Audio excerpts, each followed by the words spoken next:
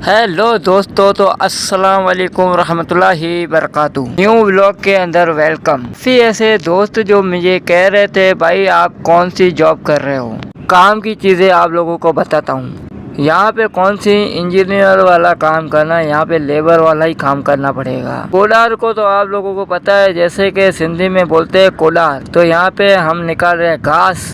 अभी काम वाली बातें आपको बताएंगे और से सुनना। से 17 तक 5 सुपरवाइजर होते हैं। उन सुपरवाइजर के अंडर में कितने बंदे काम करते हैं? 24। ठीक है, एक 24 यहाँ पे, तो 24 आगे, 24 इसके आगे, 24 इसके आगे, ऐसे हर बंदे के पास 24 30 40 ऐसे बंदे होते हैं। ठीक है, कि तू नवा लगा है, तुझे पता नहीं चल रहा मैं किस रो में के अपने किस गाले के अंदर हूँ। तो इस गाले का बाहर से नंबर लिखा हुआ है, BR है, DR है, AR है, GR है, CR है, ऐसे गाले का नंबर लिखा होता है। फिर कॉल करता है भाई मैं किस रो के अंदर हूँ या किस गाले के अंदर हूँ, मैं कहाँ काम कर रहा हूँ। और उन लोगों को पता नहीं है, नवा बंदा जो लगता है, तो उन लोगों को ये पता होना चाहिए मैं इस रो से निकला हूँ या इस गाले से निकला हूँ। रो उसको बोलते हैं जिस गाले के अंदर मैं काम करता हूँ, वहाँ पे रो उसको बोलते हैं। जहाँ इस एरिया होता है ना 1 से 17 तक, उसको बोलते हैं रो।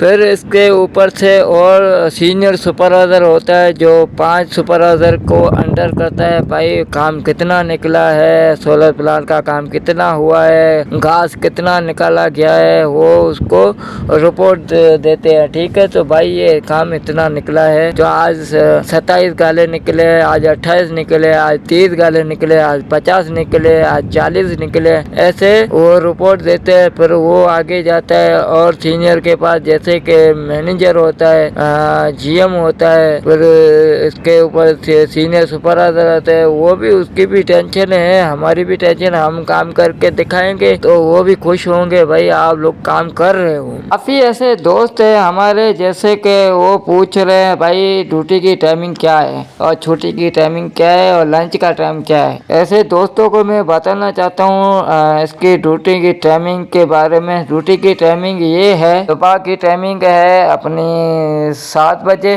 दोपहर की है 11 बजे से 2:30 बजे तक, 2:30 बजे के बाद आता है 6:30 बजे तक। फिर कल ऐसे ना हो जाए यार मेरी पेशी हो जाए, ये हो जाए, ये सुपरवाइजर का काम नहीं है, ये आप लोगों का काम है, खुद करना पड़ेगा। आप घर से निकलते हो टाइम से निकला करो और टाइम से आया करो, टाइम से काम किया करो, तो आप लोगों की शिकायत नहीं जाएगी। ठीक है, कंपनी के अंदर मैं काम करते आया हूँ। ठीक है, तो यहाँ पे भी मैं कर रहा हूँ। वहाँ पे तकरीबन किस कंपनी के अंदर 8 साल निकाले हैं, तो 2 साल निकाले हुए हैं, 4 साल निकाले हुए हैं, ऐसे हर कंपनी के पास। फिर इस कंपनी के अंदर आया हूँ, तो यहाँ पे भी मैं काम करता रहूँगा और करूँगा। इंशाल्लाह मैं आगे बढ़ने के लिए कोशिश करूँगा, तो कामयाबी देने वाला ऊपर वाली ज़ात है। मेहनत तो हम करेंगे इंशाल्लाह, हम मेहनत करके आगे बढ़ेंगे, पीछे नहीं देखेंगे क्या हुआ है क्या नहीं हुआ है। मुझे पता है दुनिया के अंदर मैं भी रहा हूँ, तो दोस्त कितने और दुश्मन कितने हैं मुझे ये इतना भी पता है। और जिस थाली के अंदर खाते हैं उस थाली के अंदर छेद भी करने वाले दोस्त हैं। दोस्त ऐसे रखो जो आप लोगों के काम आए, जैसे कि कुछ इमरजेंसी मसला हो, फिर पैसे आप लोगों को दे सके। फिर उसके बाद कोई टेंशन है आपके ऊपर आ जाए, फिर आपको सपोर्ट करे, वो दोस्त होता है। ये तो खाने वाले तो सारे दोस्त होते हैं, जिसके पास पैसे होते हैं उसके पास दोस्त होते हैं, जिसके पास पैसे नहीं है उसके पास दोस्त नहीं होते हैं। ये मेरी बात गौर से समझना, दिमाग में रखना, अपने अपने को संभालो और घर की हिम्मत बनो, घर की ताकत बनो, घर की जिम्मेदारियां उठाओ, अपने माँ बाप का सहारा बनो। लोगों को पता भी है माँ बाप का रुतबा क्या है। उस माँ को, उस बाप को तू गाली दोगे तो अल्लाह नाराज होता है ऐसी बातों से। शैतान को मारने के लिए एक ही हल है, वो है नमाज पढ़ो, अल्लाह को याद करो, कुरान पढ़ो, ये एक हल है। शैतान को भगाओ। जब आपके बड़े आप लोगों को कह रहे हो भाई ये चीज गलत है, तो गलत है, उसको पीछे वाला जवाब नहीं देना है। जो चीज आपको बड़े काम के कहे, चाबू ये काम हो जाएगा, तू बेफिक्र हो, तू बैठ जाओ, मैं ये काम कर लूंगा। अम्मी का भी काम हो, अम्मी को भी यही कह दो अम्मी ये काम हो जाएगा, तो बैठ जाओ। इस चीज का तू अम्मी अबू का एक सहारा बन सकोगे, फिर आपको कोई नहीं कहेगा तू खराब है, हर बंदा तुझे तारीफ करेगा। ठीक है, मैं ये चीज़ गलत बोल रहा हूँ तो कमेंट्स में बता देना भाई मैं गलत हूँ कि सही हूँ, मैंने जो बोला है वो सच बोला है कि गलत बोला है। ऐसे ना देर हो जाए, जितना हो सके अपने माँ बाप को मनाओ, माफ़ी लो और उसको कहो अबू मेरे से गलती हो गई है, अम्मी मेरे से गलती हो गई है, मुझे माफ़ करें, फिर अल्लाह तुझे भी माफ़ कर देगा। तू अपनी गलतियाँ मान लेगा तो अल्लाह तुझे भी माफ़ कर देगा।